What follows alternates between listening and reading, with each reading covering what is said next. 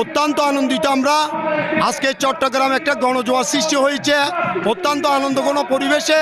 আজকে এই polo ground ময়দানে বিএনপি ব্যতীত লক্ষ লক্ষ জনতা আজকের সমাবেশে যোগদান করছেন। ইনশাআল্লাহ 12 তারিখ ধানের শীষের পক্ষে আমরা বিপুল বুড়ে চট্টগ্রামের সব আসনে বিজয় লাভ করব বলে আমরা আশা করি।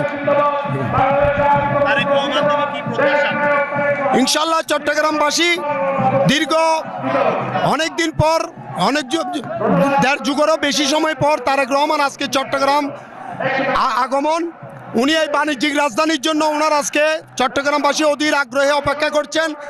উনি ইনশাল্লাহ আগামী দিনের পরিকল্পনা নিয়ে চট্টগ্রামবাসীর সামনে আজকে বক্তব্য রাখবেন এই পোলো গ্রাউন্ড ময়দান থেকে, আমরা এই আশা রাখি তারেক রহমানের কাছ থেকে। আমরা আসছি চট্টগ্রাম 4 সংসদীয় আসন সীতাকুণ্ড আকবর্ষা পাহাড়তলী আংশিক আসনের আমাদের দলের প্রার্থী অধ্যাপক লায়ন আসলাম চৌধুরী এফসি এর পক্ষ থেকে আমরা উত্তর কাট্টলী ওয়ার্ডের পক্ষ থেকে বিশাল মিছিল সহকারে আজকে পোলো গ্রাউন্ডে যোগদান করেছি।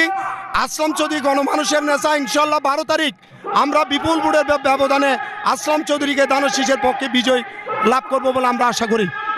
সবাইকে ধন্যবাদ জানাচ্ছি আজকের এই সমাবেশে অংশগ্রহণ করার জন্য। সমাবেশ আমাদের আনন্দিত। আমরা আজকের সমাবেশের জন্য অতীতের 20 বছর আগে লালদিঘির ময়দানে তারেক রহমান এসেছিল।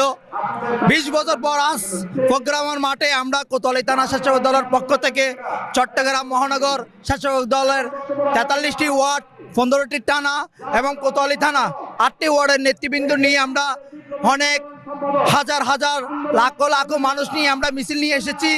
আজকে আমাদের আনন্দিত, আমাদের প্রিয় নেতা, আমাদের অভিভাবক তারেক রহমানেরকে দেখার জন্য আমরা অপেক্ষা করতেছি সবাই। এবং আমরা সবাই মিলে চাচ্ছি 12ই ফেব্রুয়ারিতে ধানের শীষে আবু সুফিয়ান ভাইকে 9 আসনের থেকে এবং সারা বাংলাদেশে ধানের শীষকে আমরা জয়যুক্ত করবো ইনশাল্লাহ।